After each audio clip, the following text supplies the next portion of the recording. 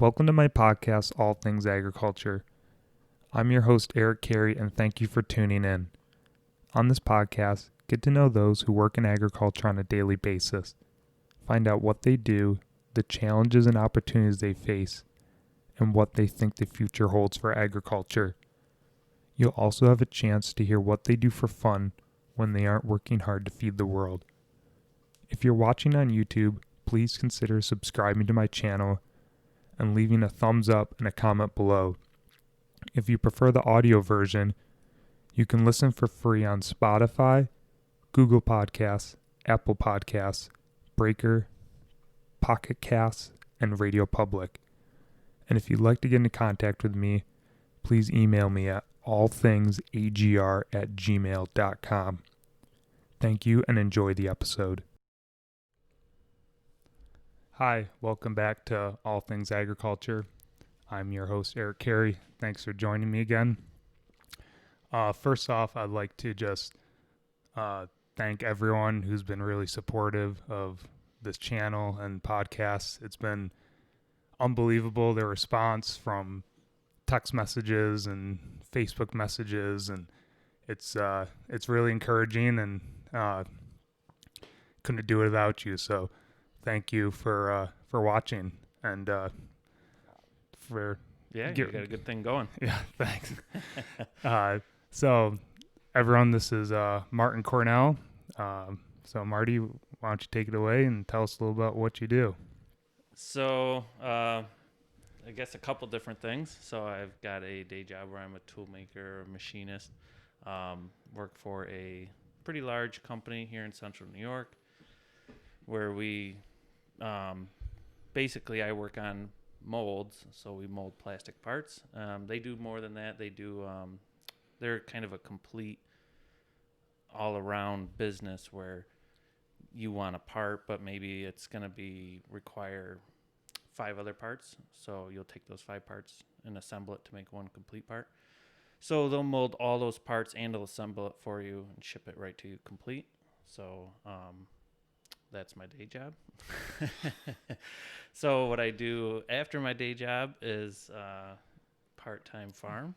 So my brother-in-law, Aaron Hoskins, and I farm, depending on the year. You know, we go up and down on acres every year, anywhere from 300 to 400 acres. And that's a mix of corn, soybeans, and hay. And we work with local dairy farms on the corn and hay, and then soybeans we work with whoever kind of needs them, kind of thing. So you don't have any storage of your own if you do corn or soybeans. It's basically out of the field and no longer your problem. So corn, yes, corn is completely gone out of our hands. We do have a little bit of soybean storage at my parents'. My dad put up a bin a couple years ago, I think around 2014, and that's a 5,000 bushel bin. And so where are you located? Union Springs. Okay. Is a farm. In Aurelius, we have a bunch of land and troop area kind of thing. So that 300 to 400 acres, is that owned, or how does that, or rented, or how does that broken up? So yeah, obviously a combination of owned and rented. So Aaron and I have a LLC, and the LLC owns some land. And then we rent the rest. Aaron owns some land himself, Aaron and Liz, and then the LLC just rents from them. Okay. Yeah, so it works out well. Yeah. But we're spread out fairly far for our operation kind of thing. But it works really well. You know, some fields that are to the north might get rain where some to the south don't. So it works out kind of well in that regard. So You're spread out, but it can be advantageous as well. Yeah. Yeah. And so do you own your own equipment, or how does that work? So we own some equipment we're gaining every year. So we started off with a 15-foot soybean drill, and then we added a 12-row corn planter, and we've got one tractor. It's 150 horse. And that was primarily what we were doing. So we would work with the local dairy farms that were going to end up buying the corn from us. And they would come in and do a tillage pass for us, and then that allowed us to just kind of focus on the planning while we were getting going. We've only really been doing this for 4 years now, so we're still really trying to get up to speed here. So it's coming along. So it's kind of a year by year. You just build and Yeah. hopefully eventually have more, be able to do more your own, but instead of having to hire out. Yeah, and some of that's obviously financially because of buying expensive equipment, and then some of it is because right now it is Aaron and myself. So it works really well to coordinate with these farms that have resources that we can kind of lean on, and they've been fantastic helping us achieve what we're trying to get done in the spring, which is controlled chaos. Every farm is like that. Yeah. Welcome to farming. Right. Yeah. So how did you and Aaron get started with all of this? Right. So we dove into the deep end of the pool, I suppose. So it was kind of funny. We were basically, we had 1 3-acre field that we kind of did for like 2 years, and just one, corn, soybeans, and it was awful. We fought weeds. We fought woodchucks. Woodchucks love to eat our soybeans. And so, we messed around with that. And then a neighbor farmer to my parents has 320 acres that he does. And so he needed help one fall combining. So I went and ran a combine for him, combine corn. And after we were done, I just kind of said, hey, geez, if you ever rent any land out, because so he was working full time at the same time and doing this all on his own. So I said, oh, geez, if you ever need to rent any land out, I would be interested. And just kind of left it at that. Well, then, he came to call me, and it worked out so that he was going out of country for the year. And so he wanted somebody to obviously work his land. And he had already been working with local dairies, and that were kind of, so he's 100% corn soybean rotation. So he didn't want to necessarily just have it all planted in corn while that year he was gone. So we kind of talked, and it worked out. So we kept his rotation going for him, and we were able to rent his whole farm. And that was in 2016. So we go from that 3-acre field that we'd been doing for 2 years to now it's over 300, Wow. So it was insane, but it was a steep learning curve, but it was a lot of fun. And we made it through. Yeah, that must have, it's just kind of the right place and right time in order to kind of pick something like that up then. Yeah, and luckily, a lot of things went in our favor, obviously. So we were able to kind of financially support that too, because that's all 100% upfront costs, as you know. You got to buy all the seed, the fertilizer, and everything. And so we were able to do that and still, survive and do what we needed to do for our regular lives and everything. And so that really enabled us to kind of hit the ground running, that we kind of had that lined up. And then obviously my dad, he has 160 acres that he owns, and he rents and works some other ground, and so he has his own equipment. So we were able to use his tractors, his corn planter. So we did all that with his 6-row corn planter and 15-foot grain drill. And so we planted all those soybeans and a lot of corn. And that was ended up being a tough year. So that was a drought. That was a dry, yeah. Oh, it was super dry, Very yeah. dry. So I think I don't know if we hit 13.5 tons per acre for silage, corn silage chopped off. So it was a very low yield on corn, but soybeans were okay, and that kind of saved us. So you just, so dairies came in, just bought it standing and took it right out for you. Yeah. Especially probably that year with it being so dry, people were looking for feed. Yeah, they took everything we had, and that worked out obviously really well. And then we were able to focus on getting the beans off and getting them to a local grain guy. Yeah. So is any of the ground you work today still that original 300 that you rented, or No, no? so that was a 1 year deal. So Okay. that's what was kind of crazy about it. It's like, well, we're ramping up to do all these acres, and it's a one-time deal.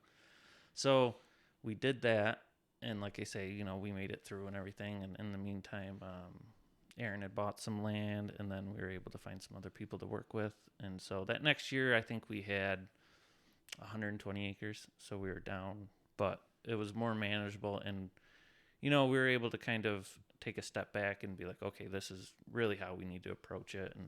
And it's worked out well. And every year we've been able to pick up acres either by renting or purchasing, and subsequently have started renting my parents' property, and so it's working out good so far.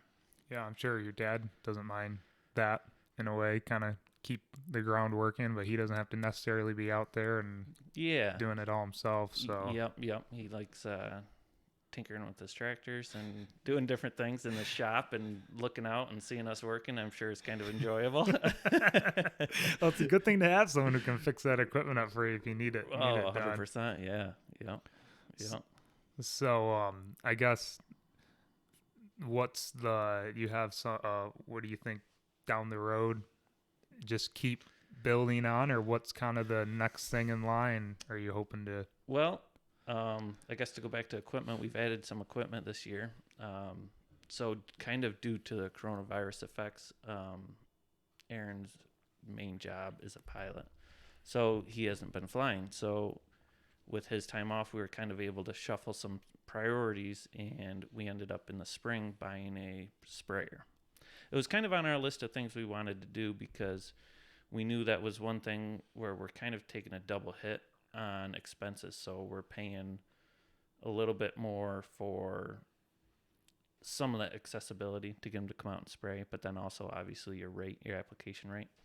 So if we were able to control when and how it was sprayed, obviously that helps us out a lot and gives us that comfort feeling. We know what's going on, what we're putting down on our fields. And then, if the weather's good, we can be going. We aren't saying, oh, shoot, I wish they were here today, Yeah. And so that kind of propelled us in that direction. And, and then obviously saving the money on the application rate per acre. We were kind of able to pay a lot of that sprayer off in 1 year. So it's a self-propelled sprayer. It's got 80-foot booms, 750-gallon tank. And so we kind of went with the self-propelled route. It's probably a little overkill maybe for our operation, but I think it'll work out really well because as we grow, obviously it'll help us. But because we only had the one tractor as well. Oh. So yeah. if we aren't out spraying, or vice versa, if we are spraying, we couldn't be planting, or if we're planting, we couldn't be spraying. So it kind of made sense to go a self-propelled route. Yeah. So we did that. It's worked out well. We were able to spray, all of our spray this spring, and it's worked out really well. And then we were also able to do a side dress application on our corn. We just drop tubed it through the sprayer.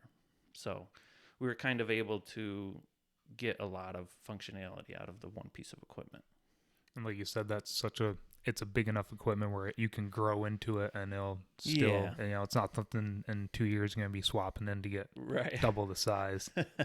Right. Yeah, for sure.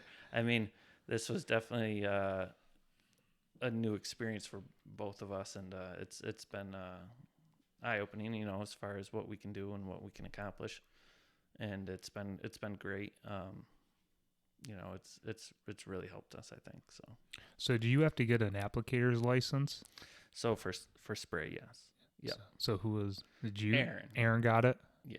Yeah, it's quite a lot. You have to take like tests and everything, don't you? Yeah, he didn't think it was too bad, so I think we're in a good shape. He didn't flunk.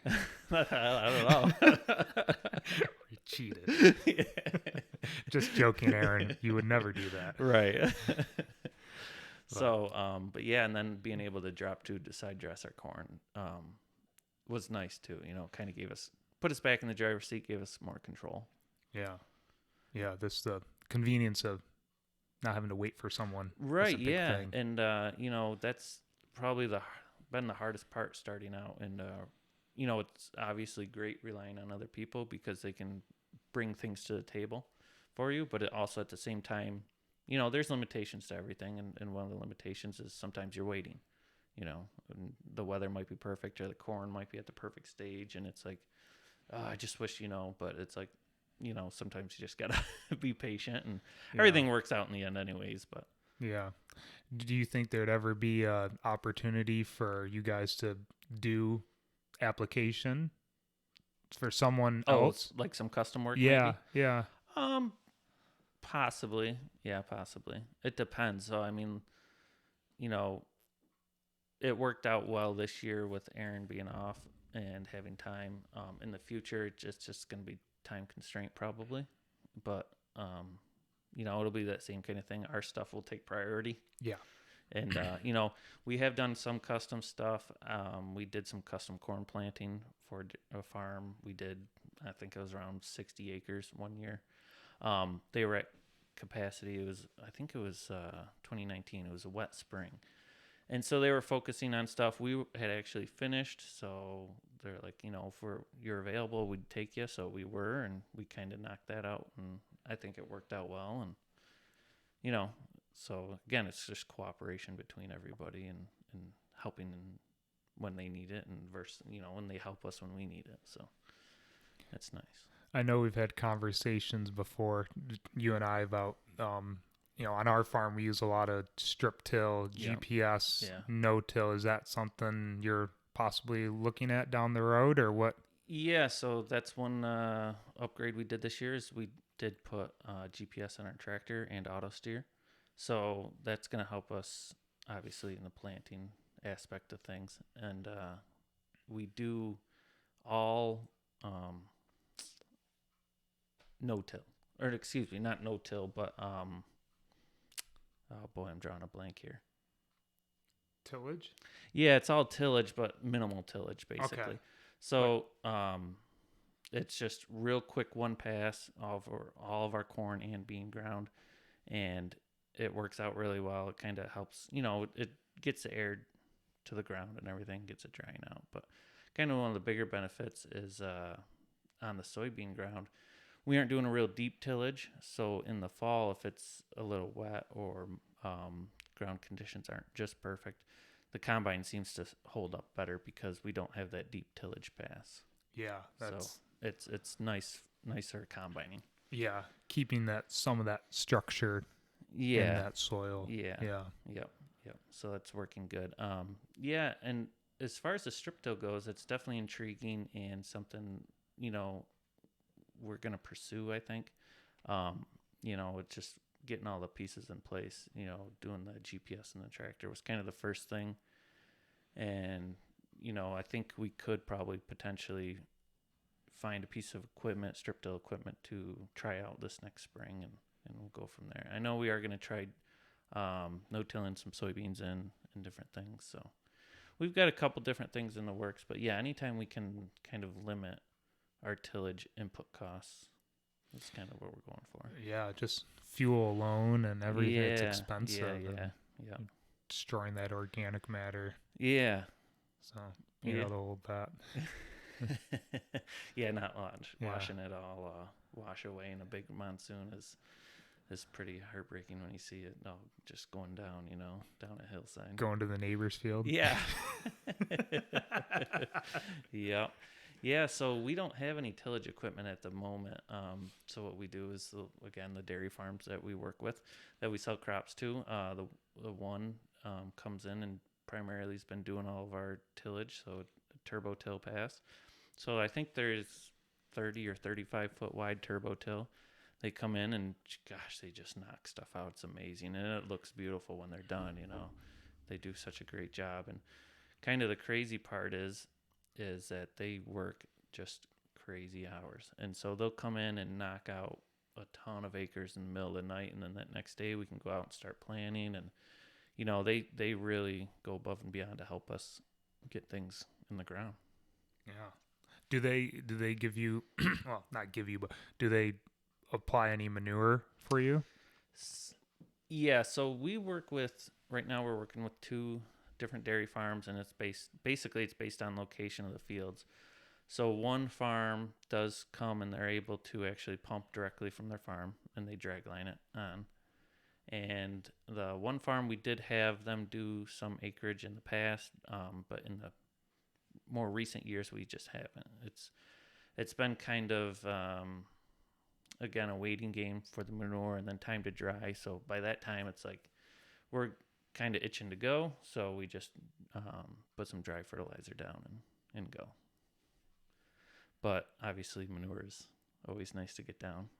Yeah, sometimes some of these dairies are just looking for ground to be able to knife it in and get it out and move on. So Yeah, and so that's kind of the case like at my parents' property. Where they can directly drag line and pump right from their farm. Some of those fields are pretty low on phosphorus and different things, so they're able to offload quite a bit of nutrients onto that farm. Where some of their fields closer to their farm, obviously that they've gone over a lot in the last couple of years, maybe kind of high, so they're able to kind of shift some of their focus on putting that manure on some new ground, which is always great, to kind of get it spread out, and it builds up the base on our property. So yeah. Was the soil and all that in pretty good shape when you guys got the ground, or was it? yeah. It wasn't much you had to do to get it up to snuff. Right, yeah, and the main thing is just, I think, getting manure on it, and then making sure we're putting our inputs back in that match our, obviously, outputs, and just, learning that as far as, alfalfa, soybeans, and corn, what each crop takes out of the ground, and then what each crop needs put back in, and varying amounts, and then based on yields and different things. So it's been, a good learning curve. Yeah, what would you say has been the biggest challenge thus far, or challenges? Yeah, so probably that, as far as our control and input costs on fertilizer, maybe is kind of where I'm heading towards, because obviously, you can over fertilize and then just kill yourself in costs. And I think maybe that was one of our bigger mistakes in that first year, that we did that big acreage. And, we kind of weren't exactly sure, so we just kind of kept the same program. And looking back, I'm not sure we would have done that same program. I'm not saying we wouldn't have, but there might have been some things that we could have attacked better, basically. But yeah, you live and you learn, right? It's well, every famous motto is next year is going to be better. Yeah. It always is. It always is. That's why we keep coming back, right? Yeah. But I guess you must just why I know you and Aaron got together. Was there growing up, you grew up on your parents' dairy? You've always just kind of been, because you had, like you said, you had your day job and grew up on a small dairy farm. My parents milked 40, 50 cows, and they sold them. Well, they sold them twice, once in 2000, and then once, I think it was like in 2012 or 13, they sold them. So they sold them in 2000, kept the heifers. They sold all the milking cows, and then slowly kind of built the herd back up and different things.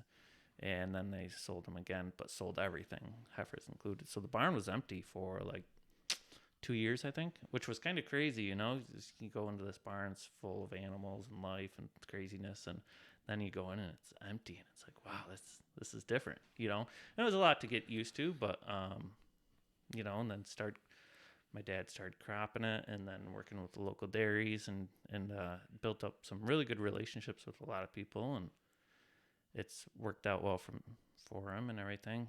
And then, in that whole time, I was still working my day job, but then, helping wherever I could and wherever I could. It's in your blood, I guess, right? Yeah. And so it was just kind of fun, and, it's being outside, doing different things, and, I love being outside, and it's just kind of comes natural, and just was fun to do and something to do, I guess, So it kept going, and then just kind of one thing led to another, and Aaron came into the family, and we started talking, and I don't know, just kind of worked out how it's worked out, and it's been good. Yeah. Now you even saying the barns have been empty, but there's some life in Yeah. them now, isn't there? Yeah. Oh, yeah. It's hard to keep cows out of a barn, right? At least you don't have to milk these ones, right? Right. Yeah. They milk themselves. Yeah. Yeah. So we got some Angus animals back. So currently, actually, I have 6.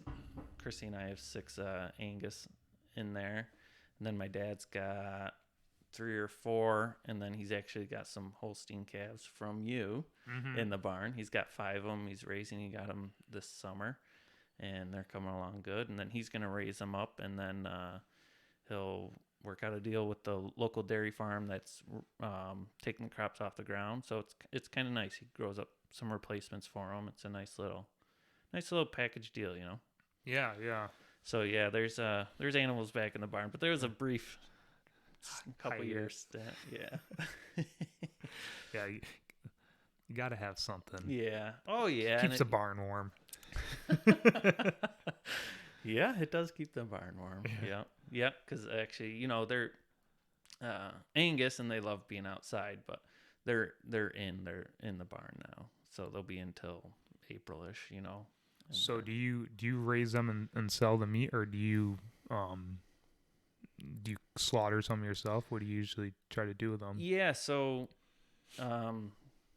when we started, Chrissy and I got 4 calves, 2 steers and 2 females, and we just slaughtered the 1 steer back in February, early March, actually right before the coronavirus hit. So it was kind of perfect, absolutely perfect timing. So Yeah. we filled our freezer with meat, and we were good to go. We didn't sell any of it, which we probably could have, but it worked out. We didn't, so it's good.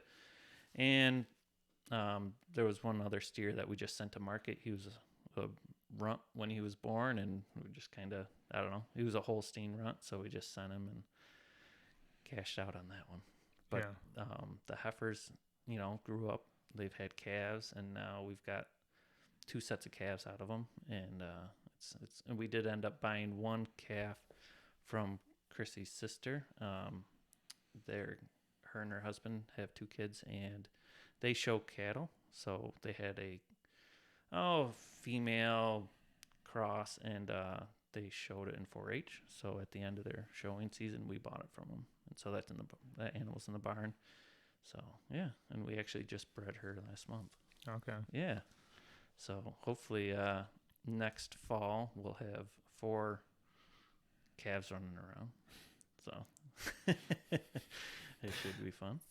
2 to 4 to 8 to. I know, they multiply quicker than you think, right? Just start a The beef barn farm. will be full again. Yeah, the barn will be full. Yeah. No, I don't know. We'll keep it to a manageable size. Yeah. And but they're fun, you know, when they have the calves and you see them a couple weeks old and they're out there just ripping around in the pasture, and it's funny. They'll be running tail up, just going crazy, and you can see the mothers got their heads up, like checking, make sure they aren't too far and everything. And it's an interesting dynamic. I find it just amazing the difference between Holstein and Angus, because growing up just Holstein, and then the last couple of years you start breeding Angus, and you get these little Angus. They're like an hour old and they're just sprinting around the pen. It's God, like, wow, you're a lot more energetic than any Holstein I've ever seen. And they're beasts too. Holy cow, they're chunky when they come out. Yeah. And you know, it's the cows have them fine, and it's a great thing to have on the farm, you know, because then the calves get right up and start drinking, and you know, it's a very easy, laid back way to have cows on the farm, kind of thing. Yeah. You know, obviously there's still day-to-day things to do, but you know, it's a nice way to keep cows around. Yeah, without, like you said, having to be out there twice a day and milking them. And they can take care of themselves. Yeah. Or they get themselves in trouble. Yeah. We've had a few escapees. Have you had some runaways? Of course. Get into the neighbors. Yeah. Got into the neighbor's cornfield and had to chase them back. And the worst part was, I guess the one I'm thinking of, 3 of them went running. And of course, you know, it was kind of funny. I come around the corner of the barn, and hear 3 cows standing in the middle of the lawn, and I'm like, oh no, here we go, I'm like, all right, well, they're still here around the house. That shouldn't be too bad. Well, that didn't last long, and all of a sudden they take off and they're running, and so I jump on the 4-wheeler, and and they're going down a field, and I'm just on the road kind of following along, hoping they get tired quick. And so they finally kind of stopped, and they were out in the cornfield. Luckily, the corn wasn't completely over them, but it was pretty tall. And then a kind of neighbor came by that I know, and she helped me and got them corralled back. And it is kind of amazing, though. Once you get them headed back, they know what they're supposed to do, and they know where they're supposed to be. Yeah. So they go right back where they're supposed to be. But it's like for that 10 minutes of freedom, they're going to go for it and use it, Yeah. So it's funny, but we've chased plenty of animals. And luckily where the barn is, where your parents are, the road is no traffic, so you don't have to worry about anyone coming. Yep. So that's very good. Yeah, there's no big trucks or no real big traffic that we have to worry about too much, and that helps a lot. Yeah, different story here. Yeah. Oh man. Yeah. But yeah, no, when you said that you saw the 3 cows out and you're like, oh, this won't be bad. Those are the famous last words. You never say them until they're in the barn and locked up. Well, so that was the worst part. As I was there alone, and I quickly made some phone calls, and nobody was super close, and I was like, all right, well, I'll try and hold them here, but hope faded pretty quick. Yeah. And like I say, I was able to keep them from going terribly far, and then neighbor came and kind of helped me corral them back. Our cows go out in the summer, they graze every day. Yeah. If they get out of the barn and onto the lawn, you would swear they've never been out a single day in their life. They run and jump, and it's like, the only difference is you're on that side of the fence now. Yeah. What's the big deal? The grass is just as green over here as it was in the pasture. Yeah. We had, this must have been 3-4 summers ago. We had a bunch get out, and we have a freshwater pond at our farm, and they went up. I didn't chase them. They got out of the barn and went beeline towards the pond. You have to kind of go up to the top of the pond. It's like a hill. And I'm like, all right, well, I'll just run around one side of the pond, and I'll cut them off, and I'll drive them back. Yeah. Well, I had about 3 of them go down into the pond and swim around. Never seen that before. Cows can swim. Yeah. I don't know what they have. They just have those claws. Right. I don't know what they're using but they got their heads up in the air, and and then they got and. Well, I'm like, oh wow, they can swim. That's good to know. Right? Yeah, I'm glad they can swim. Right, yeah. And then they start climbing out, and of course, then they're like getting sucked. They're so heavy, they're going into the mud. And I'm like, oh, now they're not going to be able to get up. And they're going to fall backwards, and they pulled themselves right out. Yeah. I guess they just wanted to cool off. And we had in the wintertime, this was a long time ago, the pond had froze over, and they got out in the middle of the night. And when my parents came out to milk that morning, cows are out, tracks everywhere all over the lawn. They get them in the barn. And it was either later that day once the sun came up, they ran across the pond. Oh, wow. Yes, that's scary. Thank the Lord. Right, yeah. You wouldn't ever think to go anywhere near that. You know what I mean? If there was an issue, yeah. I mean, imagine, I don't know how, a lot. It was a path of hooves, so... Thank God that ice was thick enough. Yeah. So it's. Oh yeah. I mean, as when we were younger, there was a lot more small farms around, obviously, and everything. So there would definitely be summer nights where you'd wake up and there's cows out in your lawn or out around you, and they might not have been your cows. It could have been from the neighboring farm or something. And it's like, all right, whose are these? So it was always interesting, that's for sure. But it was a lot of fun. Yeah, so I guess more on growing up. What was it like growing up on a dairy? And I guess, because you were on the dairy, went out, non-agricultural job. Yep. Was there, did you learn a lot from working on a dairy, you think, growing up? Oh, yeah, 100%. I mean, I don't think, looking back, I think it was the best thing for myself as far as propelling me into I guess who I am today, but like propelling me to just kind of really show what it really takes to kind of, be just really effective at something, and growing up, geez, it was, there was a lot of days that as a kid you would rather be inside and playing video games or something, and but I wouldn't trade it at all because it was just you learn to appreciate being outside and love being outside and just the weather and just just being outside, and then the animals too, obviously. um you know it's funny, they all have their own personalities. I'm sure, as you know. Mm-hmm. And so it's kind of fun. You have your favorites, and it's just a lot of fun. Yeah, so I won't trade it. Yeah. And growing up with siblings on a farm, you had Yeah. to learn to. Well, you're one of the. You're the one of the older. Well, I guess no, you're I'm third. Yeah, third out of four. Yeah. I always forget. Yeah. So Yeah. For those who don't know, we're cousins. Yes, We're we first. are. Yeah. So Marty's mom and my dad are brother and sister. Yes. So we grew up together. Yep. And a lot of fun family get-togethers together. And so that's kind of what's interesting about doing this with you in here and in this kitchen. It's like, man, we grew up in this kitchen, and now we're doing different things, but it's really neat to do that. Yeah. So this is our grandmother's house, and Yes. she passed away. I moved into it. So Yeah, it's neat though. Continuing the family. Yeah. Way too many rooms for me. Yeah. My cat occupies the upstairs. Gotta get more cats then. No. One is plenty. Yeah. One is enough. Yeah. But No, so I guess the kind of thing that turned me off from being a full-time farmer and milking and being dairy and everything, I guess kind of was the everyday routine of it. 7 days a week, Christmas, everything. You're out there, you got to milk the cows twice a day, sometimes, some farms 3 times a day.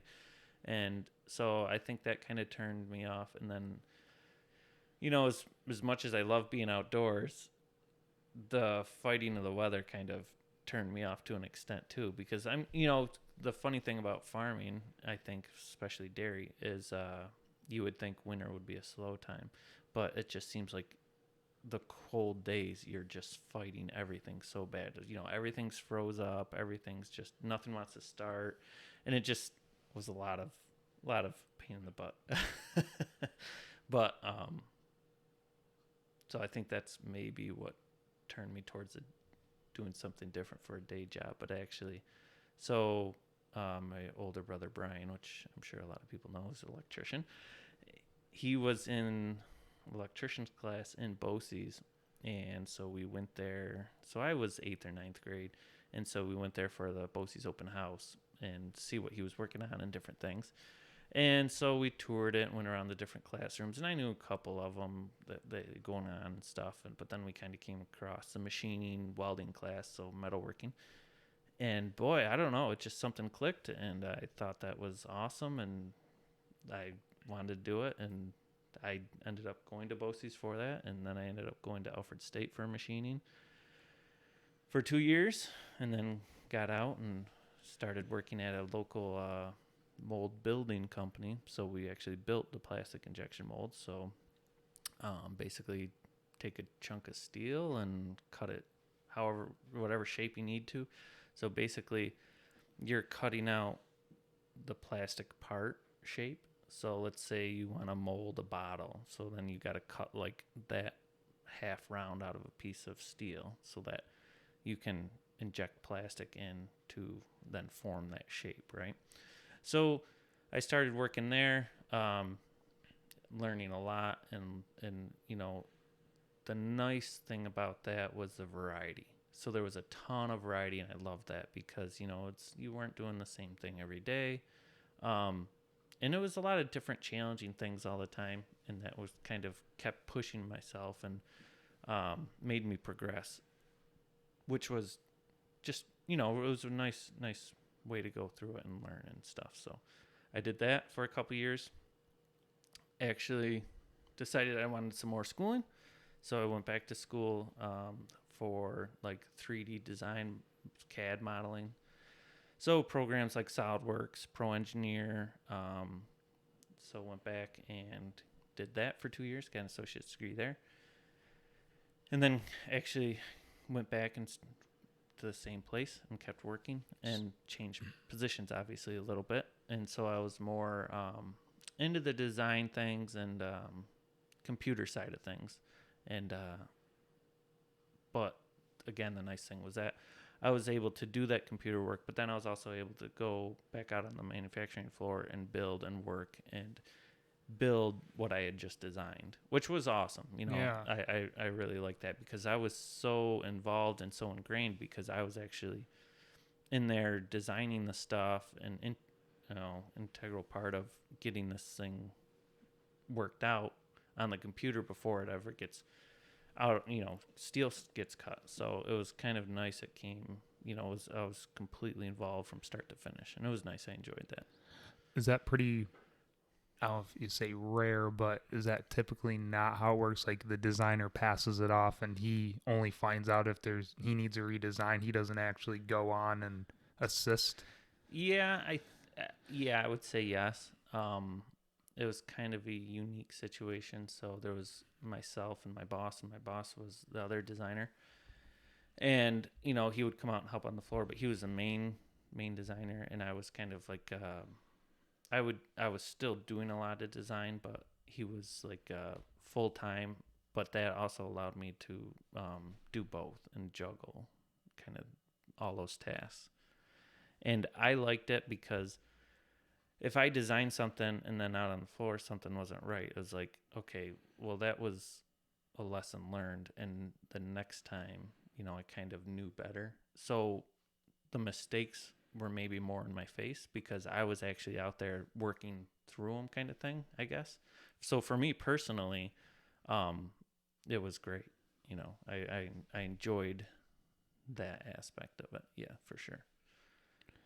It's kind of going back just a little bit, but Yeah.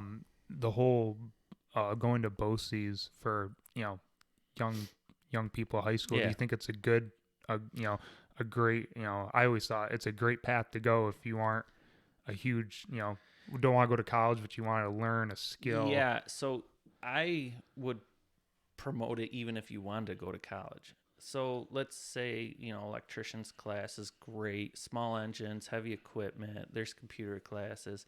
So any of that stuff, even the machining and welding, right?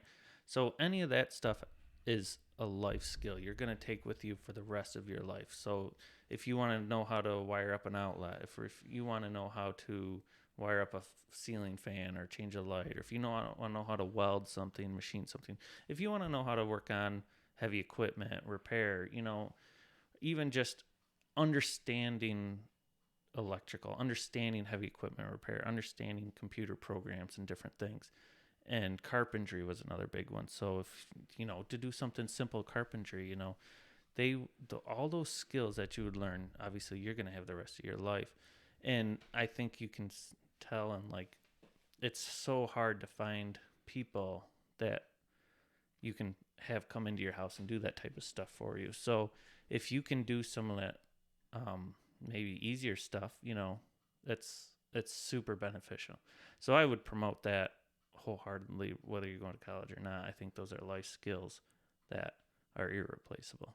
Yeah, I agree 100%. I think Yeah. it's, and there's a lot of, I mean, you look at your brother Brian, like Yeah. if you're good at a skill, you can be very successful. Yeah, you can create your own path, and you kind of push yourself and really get to your full potential. And there is just unlimited opportunity out there in any direction. I really feel like, and it's just, yeah, you can write your own way, kind of thing.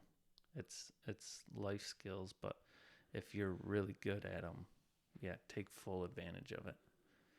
Yeah, especially if, I mean, you look at everyday farm stuff. Yeah. Just we have a guy who works for us, Chris, and he went to BOCES. I'm trying to think what he went for. drawing a blank. It was, I don't think his BOCES offered like heavy equipment. That's what he's good at, and he Yeah. can fix anything. He Yeah. might have gone for carpentry or something like that. And Mm-hmm. that's just, stuff like that Yeah. is just, like you said, it applies everywhere. Yeah. Yeah. It really does. So it's great background information to really have a handle on. Yeah, it's cool. I'm super glad I went, and don't regret it at all, obviously, because I'm in the industry today. Yeah, yeah. And you're still, so now today you work for with Tessy? Yep. Okay. Yep. And so I'm a toolmaker machinist there. So I am involved in producing spare components, repair components, fixing issues related to downtime. So if a mold goes down, and maybe they need a quick turnaround, they'll involve me. So a lot of that is in-house, obviously. So they've got partners and obviously outside vendors that they could ship that work to. But if they can keep it in-house, obviously we can turn around sometimes a lot quicker and save some money sometimes. And it helps, I think, we can have that face-to-face interaction with the people that are in charge of the tooling, where maybe they wouldn't have that face-to-face interaction with an outside vendor, because that outside vendor could be in anywhere in the U.S. or Europe or Asia or wherever, So some of that logistically, it works really well having us in-house. And you guys are pretty busy this summer, spring with COVID stuff, weren't you? Yeah, that actually kept us real busy. We weren't sure, obviously, like everyone, I'm sure, we weren't sure what was going to happen. It kept us super busy and a lot of work, and a lot of people, credit goes out to a lot of people that stepped up and helped out a lot and did an amazing amount of work in a short period of time, and really pushed through a lot. Because you were building like kits, weren't you? Yeah, we were doing a quick test, and it goes from I think we were building some, and then it goes to building a lot. And obviously, the thing about a mold, so when I worked at my original company, it takes months to build a tool generally. And, prototype tools, one cavity prototype tools you can build fairly quick, but you get a mold that's just going to make 32 parts every, I don't know, let's say 15 seconds, right? So that's 32 parts every 15 seconds, but there's a lot of infrastructure, there's a lot of steel there, so you could be talking 12, 15 week build time. So even at best case, you're talking 3 months just for tooling, and then you got to get the actual molding facility ready and stuff. So it is a huge undertaking. It's not like you can just quickly turn it around. So like I say, when I say there was a lot of people that worked really hard this summer, there was. And that, I think that may be what's so interesting about manufacturing is you don't necessarily hear about what's manufactured locally, but it is amazing the amount of stuff that is manufactured locally that has a global impact. And it's not just this coronavirus stuff. I mean, there are companies that just produce stuff that's just really, really nice, and it's really nice for the local economy, So it's pretty cool. Manufacturing is definitely awesome to know what these local companies are doing. Yeah, it's good to have them too. A lot of good jobs and a lot of good jobs, and obviously that kind of spreads out into the community too. Keep dollars local and everything. Is there I mean, I don't really know a whole lot about injection molding, but yeah. is there, you always talk about, farming's always moving and more, getting more and more advanced. Yeah. Is there any sort of cool technology and like your line of work like that is kind of neat or? Well, so I'm not super involved in maybe some of like the R&D type of stuff, I guess. But I think just from an industry, obviously plastics are a negative impact to an extent on the environment. So I think they're trying, and not I'm not saying our company specifically, but the industry itself is trying to find alternatives like biodegradable components to make parts out of and stuff like that. So I think that's probably a bigger push to where things are going. 3D printing has changed stuff, but not drastically, I guess. In prototype things, one-off things, R&D development, it's definitely changed things because now you can 3D print some things and have, things in your hand to hold pretty quick, which is nice rather than just having a model on the computer. That a model on the computer is great, but having something in your hand is even better. Yeah. So that's where 3D printers come in, but volume, major production, 3D printing is not there yet. Yeah, I'm kind of surprised. I know some people when I was at school who were 3D printers, and I guess I thought it'd be more of a big thing by now, but it's just kind of dragging its feet, or what? No, it's just super early, I think, still. The range of materials is kind of limited. So, like, when I talk about steel, when I talk about plastics, there's different grades of both. So, you're going to have all different kind of steels. Like, you'll have steel and you'll have stainless steels, but then we have tool steels that are specific for making molds out of and different things. And that all has to do with durability factors. So some plastics, can be abrasive. Some plastics can be kind of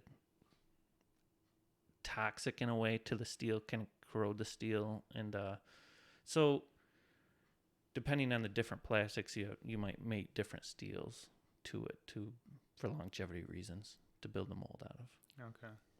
Do you ever think, I've always thought, like, down the road, if everyone had a 3D printer in their house, you wouldn't go on Amazon and buy something and ship it. You'd have a website. I always thought, possibly, right. Like you go to a website, you buy the specs. Yeah. And it costs you $20 to buy a spec for blah, blah, blah, and then you print it out. Do you think that's anything that possibly could happen down the road? The only thing, so I don't know, because generally when you buy something, it's filled with something, right? So you're buying, the plastic is a container, contains something, right?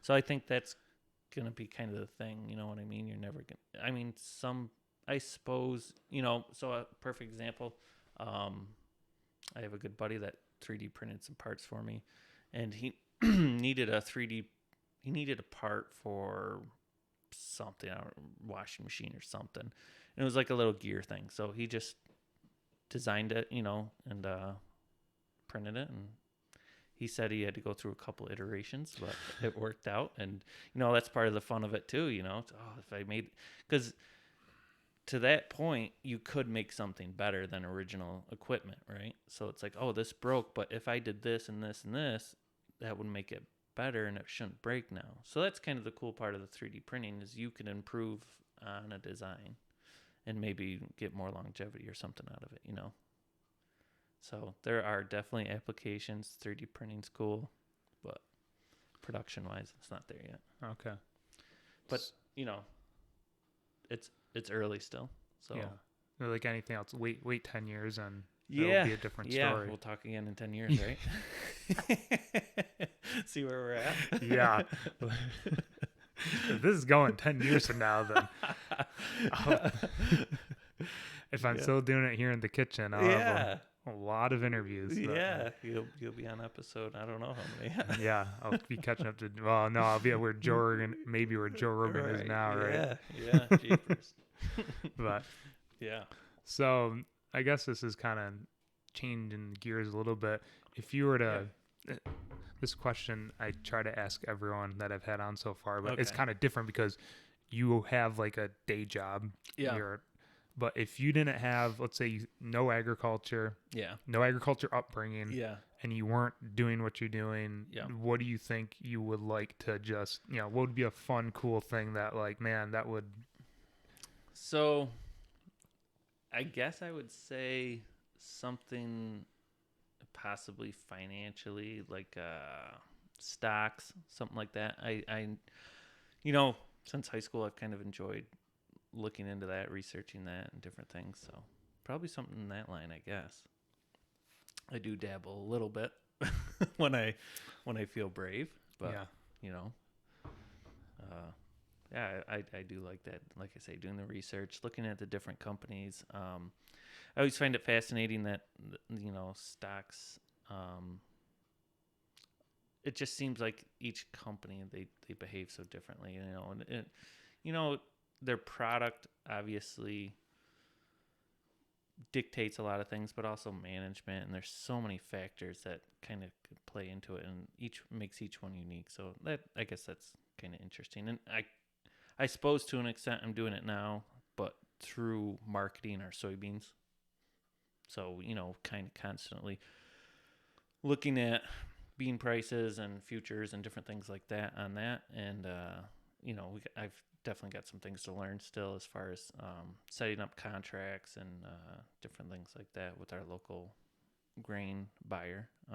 But yeah, it would be something with that. Yeah, doing the marketing in soybeans, that's kind of that got tossed over to you, or does Aaron help you as well? Is that mostly just you No, took it's that up? it's definitely a combination.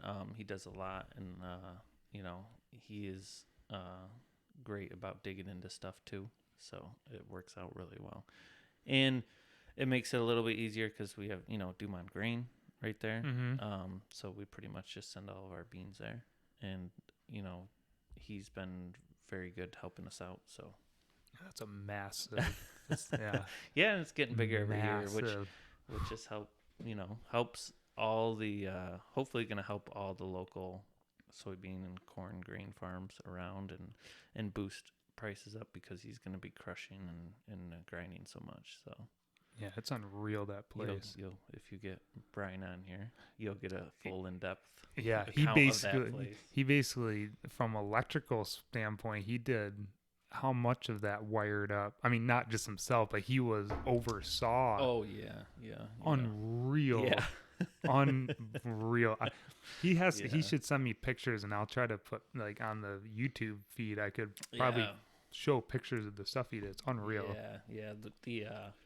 The size and scope of it is pretty massive. And when he was showing me, I think it was not this Easter. Yeah, because no, we couldn't get together for Easter. I think it was Easter at the Thanksgiving before 2019. Yeah. Sam, Lily, and I went because Sam's doing electrical now in the Army. Yeah. And we went and looked at Dumont's, and Brian's like, yeah, this place is kind of like no one had done anything like this quite before. And it was they were setting it up and design. It was all kind of going in and trying to figure out how it was going to work on the fly. Yeah. So it's worked out really well, I think. Yeah, and it's changed a lot even since probably you've been there. With their new facilities and different things, and it works out really well. They're open a lot, so during the daytime hours that we're harvesting beans, we're able to go up there and drop our beans off, and we can unload really quick. They've gotten really good in the last year or two as far as getting trucks through there, and getting them offloaded and getting the next one right in there, and so the weight's not bad, and so it works out really well. And then what we were doing this year particularly is when they were closed or not accepting beans, but the weather was still right and we're still combining, we would then take that and dump that into the bin at my parents'. And so that allowed us to keep going on hours that we normally wouldn't have been able to keep going. And it was super productive. We had about 200 acres of soybeans this year, which was more than we've ever had. And it went pretty smooth. I mean, a couple mechanicals, but nothing major. And again, that's another area that we rely on outside help with. So we have a local guy and friend come, and he combines all of our beans for us, and he is fantastic, and he works crazy hours. He'll work all night, and he's in the same. It's kind of nice because we're all in it together because he's got a day job too. So he gets out, I get out, and it's like, all right, let's hit the ground running and get going, and we'll get trucks lined up. You get the combine going, and it works out really well. So, luckily this fall we didn't have to dodge too many raindrops, a few here and there, but Weren't many to dodge. yeah, no, we were lucked out really pretty well, and so harvest went pretty good, went fairly smooth, and like I say, we were able to, with the combination of my parents' bin and Dumans, we were able to keep trucks loaded, unloaded pretty smooth, and everything went really well. Do you think the key down the road will be having more of your own bins eventually, or a dryer or something? Or yeah, I mean that's kind of a debate, I guess, or it could be up for debate.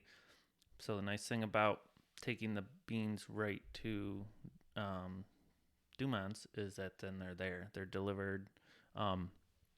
If we don't sell them or don't have a contract to sell them right away, we pay a storage fee. It's not terrible, so it's not the worst thing in the world to pay that and then hold them until a better price comes along. But it is nice having a bin to store some in as well. For a couple reasons, obviously, for unloading trucks when Dumans aren't open, and then it gives us more control again on things. But having them in our own bin means that we then got to pull them back out and then drive them again, which isn't a big deal, but it's just another time constraint thing, So, and probably having a bin probably helps, like in terms of price wise. If everyone's sending beans at once, there's a lot of them. You might not get the price that where you wait till February, March, or even later. In summertime when the storage of beans is getting lower, and you for can sure offload them then. Right, for sure. And it didn't happen this year, but in past years, when bin space was tight, and maybe they were like running low on bin space, and it's like, oh geez, we got a couple more truckloads, hopefully you can fit them, and it's like, and then in this case that wouldn't be a problem, so I think that helps too. So when Marty's not working, what is Marty doing? Working, I think. If you ask Chrissy, right? You have your own machine shop, don't you? Yeah. At your house. Yeah, you just build it, right? Yeah, so I got a pole barn at my house. And I've just this spring bought a fairly sizable CNC mill and put in there. And so what's that? What's a CNC mill? So it's a machine that cuts steel on. So it's gonna be it's computer controlled machine. So basically, I put a piece down on a table, a cutter comes down, and then I program it to cut the shape out that I want. So yeah. Works out really well. It's something I've needed to do for the last couple of years, and I finally did it this spring. So it's working out very well.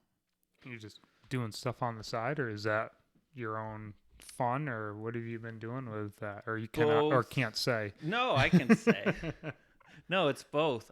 So I do some fun projects. I got a local business that I work with, and so that started, quite a few years ago, maybe 2010. And I was racing four-wheelers a lot, hair scrambles. And so I was breaking a lot of parts, so I needed parts. So I got together with a guy in Savannah, Stunner X, and he makes custom motorcycles. And so he builds full frames, tubular steel frames, and swing arms and different accessories for stunt scene. So people that are doing stunt competitions on motorcycles. So he had availability of four-wheeler parts, and I had availability of machining parts for him, and so we clicked, and it's been great ever since. So I make custom motorcycle parts, and I'll do some ag stuff on the side and different things. My dad is working on a John Deere R, and it's a 2-cylinder older. It's a 1949 tractor. So he's putting new crank bearings in it, and the bearings have to be sized to the crank. So I bored them out to the right size for them and everything. And so I'll do stuff like that, turn down shafts every once in a while. You know, if a bearing rides on a shaft and wears it out, we'll weld it up and I'll turn it down. And different little projects like that. So, yeah, so I got that machine shop at my house. Got the beef cows, got the farm, got my day job. So I stay busy. You're busy guy. Yeah. You've retired from hair scramble. You still do some snowmobiling, four-wheeling, and all that, right? Yep. I'm waiting to get some snow so we can go snowmobiling. It's all melting now. I know. It's sad. Did you go out, or is it still... No. So trails actually just opened Tuesday night. It's because snowmobile trails open after hunting season. Mm-hmm. So they just opened up, and I never really got out, which was fine. It's still early. So as far as the hare scramble racing goes, I did do one this year. It went fine. Oh, you did one? Yeah. Oh, I didn't know that. Yep. Where was that at? It was in Pavilion, New York. Oh, yeah. So Pavilion MX. There's a motocross track out there. So there's three. It's Pavilion MX, Area 51 MX, and then Hogback Hill. They do a fall hare scramble series, and it's 3 races. It's a little series. It's awesome. It's a blast to do. And so I went out there and did that one, and it was fun. And I was very sore afterwards. Hence why you do one a year. Well, I'd love to do more, but oh, right, Oh yeah. Yeah. Oh, I would love to do a full series again. So there's a New York State Off-Road Association in Iowa, and their schedule's out for 2021, and I think it's 12 or 13 events. So I'd love to do it, but I don't know if I will. It's kind of a big commitment. It's a blast to do. I have a ton of fun doing it, but it's a big commitment. Yeah. Between repairs and just keeping everything and travel and everything. So 2015 was the last year I did a full season, and so that was, I think I ended up doing 15 or 16 races that year, which was a full plate of races, you know. And I had built a brand new quad that winter before, so 2014 and 15. I'd bought a Honda 450,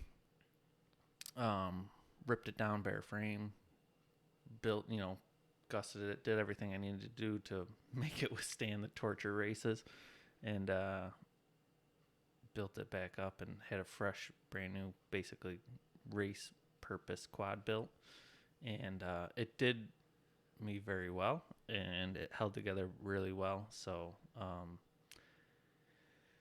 that would be the level I would need to go to again. I've been looking, but it's hard to find a good clean quad. If anyone has one, I'm looking.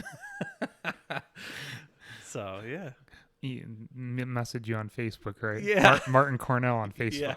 Yeah. Send him a message. Yeah. I would love to do another build. They're fun. I didn't realize the last time you did it, you actually stripped the quad all the way down and built it back up. Yeah. So to get a good, reliable quad that's gonna, and even then, I went into the motor and transmission, had that kind of looked at that winter, and but I didn't do a full rebuild. Well, after 9 races, I was in the middle of a race, and I remember this is funny. So I'm on this real long downhill, and next thing I know is I can hear my motor getting loud, like it's making like a knocking noise, and I'm like, ooh, that's not healthy sounding. And I was midway through the race. So the hare scramble races, locally in New York State, they're a minimum of an hour and a half long. So it's going to be anywhere from like a 7 to 13 mile loop. Through woods, fields, everything. Yeah, rivers, hills. Rough terrain. Rocks, boulders. Torture test. Other four-wheelers. Yeah. They wipe out. Yeah, which I've done myself. Yeah, they become an obstacle too. And so I was going down this downhill, and I'm like, oh man, that does not sound good. And I'm like, shoot, I'm like on my second out of 4 laps or something, and I'm like, all right, so it's time to limit my high RPM mode and conserve it. And I was lucky I made it through. I finished the race and I got home and pulled the oil filter out and I had all these brass shavings in it. And I was like, oh yeah, that's a crank going. So, and that was in the middle of, a 7 race streak, I think. So every Sunday for 7 weeks, obviously, was a race. So race there on Sunday. And, which is a lot. Usually you have 2 or 3 in a row and then you have a couple weeks off to repair stuff, right? So I was like, all right, well, let's do it. So I tore it down and put a crank in it and got it back together. And I think I did end up missing 1 race, but I think it worked out really well because that weekend happened to be my brother Brian's wedding. Oh. Brian and Emily got married that weekend, so it worked out well. So I wasn't going to make that. Probably wouldn't have gone over very well had you gone the other way. Yeah. So it worked out fantastic. The wedding was a blast, and I had a blast. I did too. And so I got her back together and finished out the season, and it worked out really well. But yeah, so the races are, like I said, an hour and a half long minimum.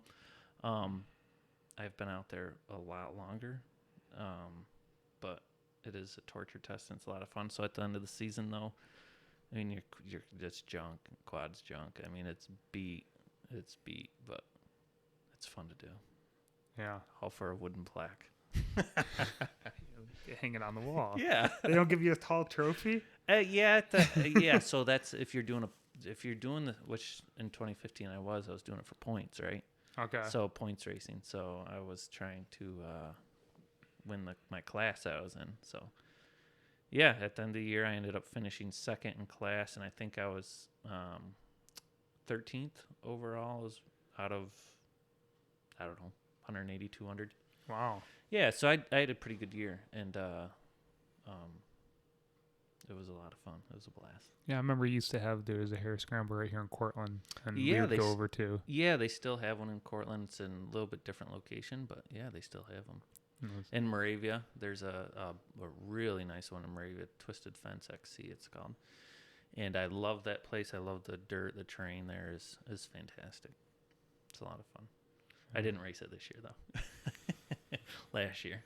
Okay. Yeah. So so that's kind of probably one of my bigger hobbies. And again, that gets me outside. It gets me in the woods.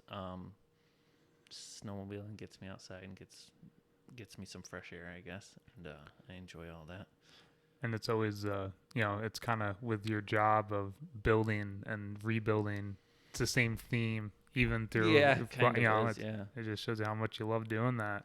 Yeah, mechanical stuff, I guess, Yeah. And actually to that point, I've had different opportunities to do different things, as far as careers go over the years, and it's always kind of came back to, geez, I just really like working with my hands, being involved, digging into stuff, and variety and different things like that. So it's hasn't steered me wrong yet.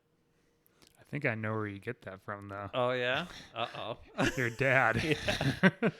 He's the one. We'd be at the hare scrambles, and your mom or sister would be, where's Lloyd? And he's over in the hedgerow looking at some old tractor. Oh, yeah. Oh, that was the best part of it, though. You're out on these old farms, and it's like, man, in particular, that Corton race. Knobby Acres. Yeah, Knobby Acres. And at one of the events, man, I remember, like, you're out in the middle of the woods, and next thing you know, you're racing around some old combine that's parked in the middle of the woods, or racing around some old wagon or something. It's like, this thing has been here for a very long time. It's cool to just be out in there racing around it and stuff, And it's interesting. And Dad would be in there all over that stuff. And there's a lot of treasures out there,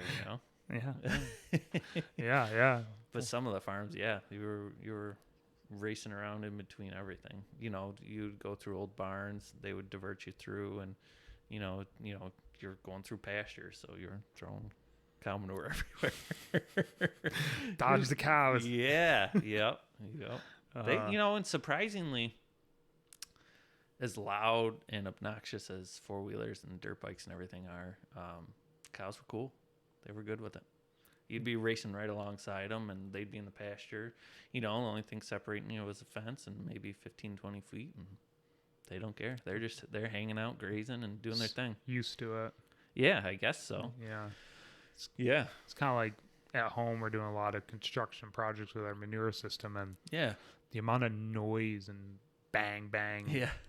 bulldozers, excavators, concrete trucks, and at first they're all skittish, and then after a little while, there's just Normal another day. life. Yeah, Yeah. nothing new. So, Yeah. but Yeah, that's cool. So, yeah, I don't know. I mean, I like the hair scramble I got. Like I say, I still got my race bike that I've got. It's in pretty decent shape. I could use a few things here and there. And I've got like a project quad that I've been working on forever. And it's a kind of a pet project of mine, but tinker on it when I get time and go from there. But yeah. cool. So Yeah. I guess one more question. Shoot. If you could tell the public something about farming that you think might be misconstrued or not always, people paint it in a light that's not accurate. I guess I'm not really making any sense. No, you're good. I guess, understand what you're saying. What would you say to people out there that might see something you're doing with your crop farm? Yeah. They drive by. Why is he? What's the kind of message you have for the public? Maybe like I guess like inputs, I guess. Maybe like your fertilizers and your manure and stuff. It's like you do have a certain amount of nutrients and different things that you're pulling out of the soil every year, every crop. And so you do have a need to maintain that soil, keep that soil base built up. And so just a lot of work goes into maintaining the ground and the land because, you aren't out there obviously doing it for nothing, but at the same time, you are a steward of the land. And a lot of that is like we were talking earlier, the turbo tilling, the minimal till, strip tilling, all that type of stuff, because, that topsoil, you've worked many years to build up to a level that's going to sustain your farm and keep your crops coming year after year. So obviously you don't want that going anywhere.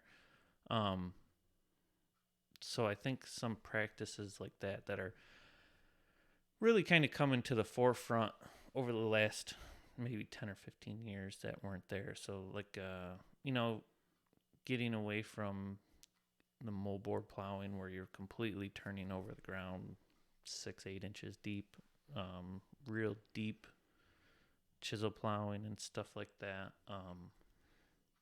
And I'm sure you can speak to this too. Like, just what we're trying to do is grow a crop that obviously, yes, we can make some money on, but that's going to help feed the world, feed animals, but also be responsible and, take care of this land that is in return taking care of us back, and I think that's maybe lost at times because it's hard to understand or hard to see that. And yeah, I mean, what we do maybe is not 100% what we should be doing, but I feel like we're doing a lot as far as trying to progress that every year and keep pushing. And I guess that's kind of what I would say. Yeah, no, I think that's a good way to put it. We're always trying to improve.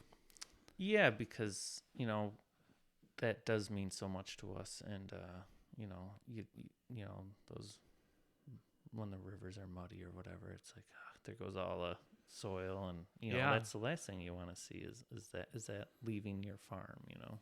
Yeah, like you said, you spend years building that up, and then to watch it all run away is right. So we used to cover crops and different things, and keeping your fields separated out so that you have buffer zones and stuff Yeah. like that to catch and different things. Sod areas. Yeah, yep, Strips. yep. And you know, the cover crops I think has come a long way, and that's helped a lot. And I think that's only going to get better as the years go on. Yeah. So yeah, Yeah. I guess that's what I would have to say. All right. Cool. I guess. Yeah, Well, I think that works out. yeah. Well, Marty, is there anything Eric? you have to ask me? I don't know. I feel like we're I think pretty we covered. good. I think we covered it all. So, All right. unless, like I said, unless you have something else you want to say, it's your heart desires to get out. I don't know. I feel like all we've done is talk about me. So No, that's what. Hey, this is what it's about. It's about people. I mean, I know. getting to know the guest who's on. I mean, over time, people get to know me, and Right. Yeah. So I'm yeah. on here every time. They want to hear Well, you, not yeah. me. So You still have a story to tell too, though. that's. I find other people's stories much more interesting than mine. Oh, but I find your story interesting too. So, I think what I'd like to do at some point is like get my, mom and dad on separately. You have to. And then You have that's where you really get, especially my dad with the Yeah. Carey side. And, Yes. and Yeah. he, Yeah. So he grew up on the farm, and then took it over, Mhm. and then you grew up on the farm, and now you're taking it over. Yeah. So he would have a lot of insight. Yeah, he has years, Yeah, knowledge. knowledge and Yeah.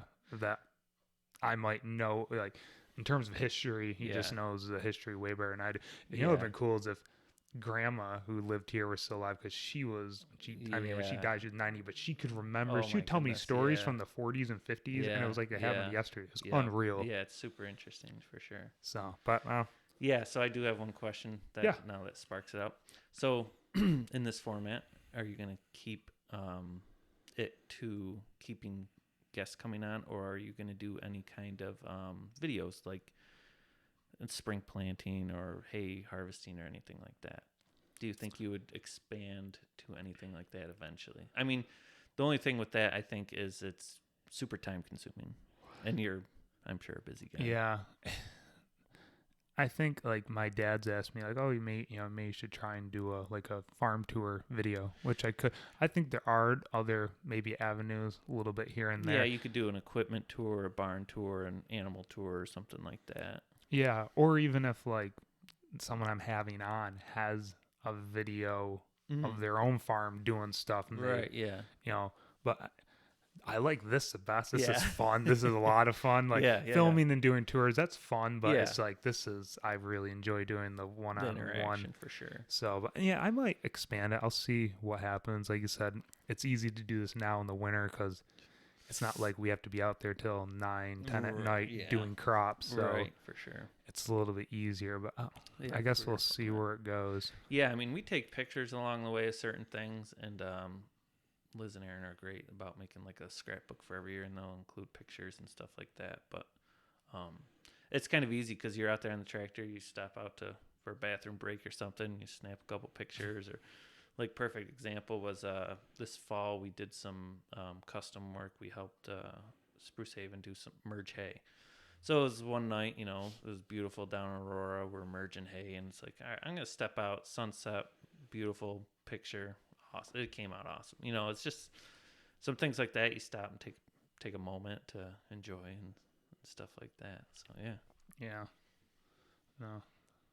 Yeah, we'll see where it goes. All right, you'll have to get somebody to. Yeah, maybe I'll have to bring Dude, someone in. Be there you like, go. I won't pay you, but why don't you do this for me? Find somebody with a drone. That would be cool. Do some drone shots. That's a good idea. Yeah. I know of one guy who has a drone, but he doesn't live anywhere around here. So Okay. maybe I'll buy one for myself for There you go. Christmas. The only reason I say the videos is, you're. I don't want to say you're a large farm, but you're a big farm. But you do things so differently than a large farm Mhm. that I think it would be a different avenue and different way to get some information out about farms, and eye-opening things, because you do graze, you do a lot of baleage, a lot of bales and stuff like that maybe some of these other farms aren't doing, and so I think there may be some opportunity to Yeah, I think show some things. I think the grazing is kind of a more of a unique. Yeah, There's for definitely sure. farms that do it, and just you know, it's a good. We have a lot of success with it. So. Yeah. Yeah, But, it's a good use of your ground that you have available immediately right around your barns. yeah, we're set up really well for it, Yeah. which is about 95%. If you don't have it set up, it's basically impossible to do. Yeah. Yep. Yep. So, Coordinate it. If we didn't have a darn gully next to our barn, we could graze you even could more. Go both sides. Yeah, for sure. Build a little bridge, Eric. Yeah, well, there are ideas. I have ideas in my head because there are areas you go. Is there anywhere where it gets like shallower? Yeah, so Okay. right by when you're on Lick Street, driving by the farm, that's the deepest, basically the deepest point. But if you go east, so you go east away up from the Lick gully, Street, it flattens out. We're way up in the very back of our farthest paddocks. It's basically flat, but there's a little stream. Okay. So Dad and I've talked about, it's like, you just punch a hole through the stream or punch a hole through the woods, build it up, put a water crossing. Put a walkway in and everything. And I almost would, we've done a lot of blacktopping. I think you would blacktop that just to keep the ground, get it all muddied up. Yeah. So there are opportunities and that. Yeah. And that's kind of crazy, the whole blacktopping thing. I don't mean to keep running on here, but no. The blacktopping, to get your cows out to their grazing, you blacktopped their walkway for them, which I think is amazing. Yeah, it's been it was very expensive to do, but it's been extremely beneficial. Yeah. And it's for like hoof care and cow care in general, their hips and their joints and everything. Yeah, and they go outside, especially when you get the wet spring, wet fall. They don't want to go out because they know it's all muddied up and there's stones and it gets in between them and hurts their feet. Yeah, hurts their feet. So now once we did all that blacktop, it's like they know they aren't going to walk on anything uncomfortable until they get to the paddock. And then there's like 20 feet where it's muddied up because they all stand. And once they get past that, they're on green grass and they're good to go. So it's been but 20 feet's a lot better than 1,000 or 2,000 feet. Yeah, because we ended up blacktopping. I think it was almost 1,500 feet. Yeah, crazy. But it was out in the middle of nowhere. yeah. It was. No, it was a girl I dated. Their family did it, and that's where I got the idea, and they had great success with it. So obviously you went to Cornell, did a bunch of studying abroad and different things. Is that kind of where you pull a lot of outside ideas from, or thinking outside the box? Is a lot of these experiences like different techniques that different farms were doing? Yeah, it's kind of a combination of everything. It's just your own ingenuity. What I've learned from others, abroad. When I was in New Zealand, they do that's completely outdoors all the time. So that was even more different than what we do. Yeah. So it crossed over, but not as much as you might think. Okay. But yeah, and reading magazines. My dad's really big in, he reads a lot of the farm magazines, learns a lot, and I think you have to. It's too easy to become secluded and maybe stuck in your own world a little bit if you never read any literature outside, what's going on in the industry outside, or other examples of what other farms are doing. And I think it's too easy to dismiss some of that, maybe because what you're doing you think is working. So I think it's kind of imperative to do that. And I'm not just talking farming, I'm talking what I do in my machining and everything. You have to keep an eye towards the future and what your vendors and these product companies are doing that you rely on to make your product. You know what I mean? Like, it's kind of imperative to keep an eye on where the industry is going. Yeah, if you aren't, I've talked before with Andrew about, if you aren't changing and embracing technology, you're kind of standing still or going backwards. Yeah, So 100%. Yeah. it's we've and a lot of it sometime I think with farming is, well, no one else is doing it. Do you want to be that first one to go out and try Yeah, something? it's And scary your for crops sure. look like and I don't really care much And about all the neighbors pick on you. all Oh the my neighbors. God, did you see yeah. Eric's corn? That looks horrible. and that's is much it's kind of You a have to thing. be able to Yeah, not worry about it. and just though. you just gotta say whatever. I'm you're trying something new, and that's kind of like with the strip till. My dad read a Yeah. lot about it. He's like, I think we should try it. I'm like, yeah, let's go for it. And since then, we I've been strip tilling now 5-6 years, Okay. and then this past spring we got a tank mounted on the front of the tractor with hoses, and we can control nitrogen going directly down into the slot. So you put it in, you put your nitrogen in with your strip till in. Mm-hmm. Okay. We still put some in with the a starter. Yeah. But then some of the we experimented. We'd use a few different types of nitrogen. Yeah. One of them was like a slow release. Yep. So it it stayed in the ground, and it it wasn't slowly released. Yeah, to you plant. didn't lose it instantly, kind of So, thing with the heavy rain. And the reason we wanted to try to get the nitrogen liquid in the ground when we were just doing this one pass with the strip till was we'd always broadcast nitrogen on when the plant was knee waist high, and we didn't do it. Yeah, and we didn't do that this year, and because a lot of times you're feeding the weeds, and you're feeding. You drive along, and when you're on the edge of a field, you're feeding the woods. Yeah, a that's lot of the waste. thing about broadcasting. You can't necessarily control it so great. No. and especially if you're doing narrow fields, it's you're spreading losing all over the some. place. So why feed the trees when you want it in the corn? So, Yeah. And I thought our corn because not all of it got, probably the last 40 acres or so that we planted actually got the liquid fertilizer With the planter?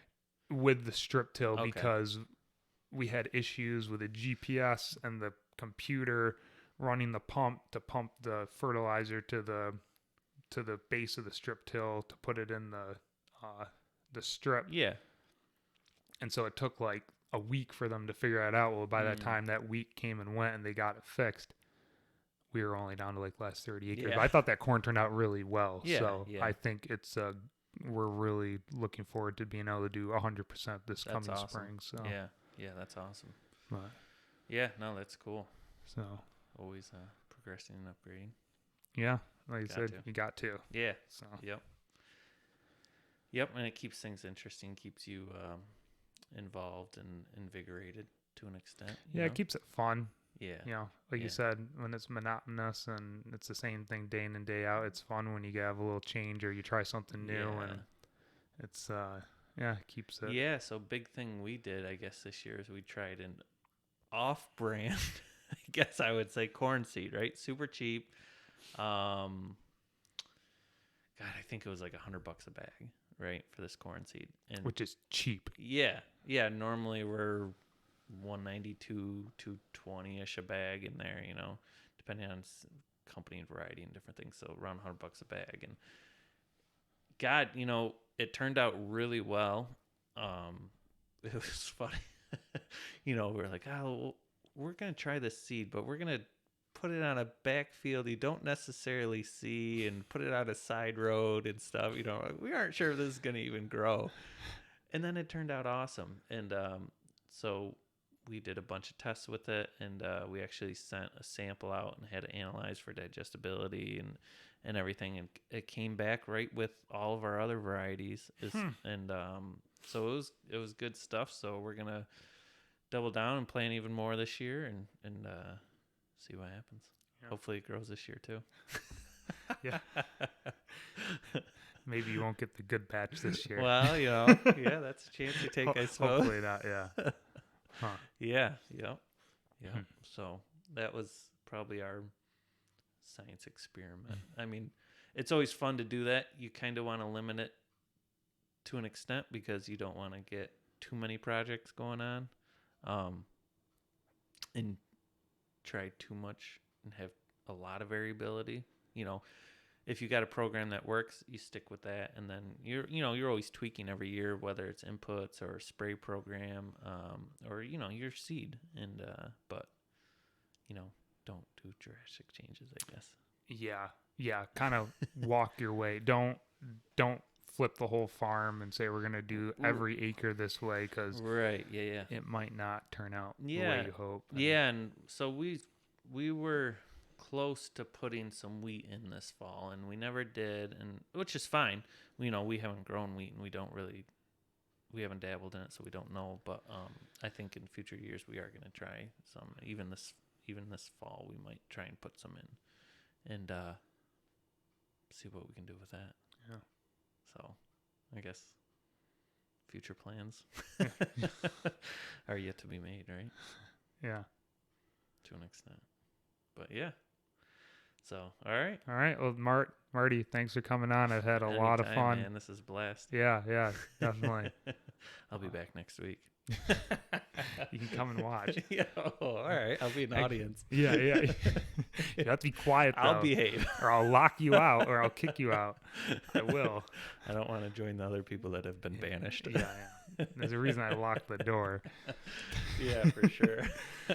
Anyway, thanks everyone for watching, and I'll see you next week. I guess just final words. If I don't think in the intro slide I wrote anything about Facebook. I went back on Facebook, unfortunately, but I thought it'd probably be in the best interest of this podcast, and just search for All Things Agriculture and go ahead and like it, and I'll upload all the YouTube videos onto it. And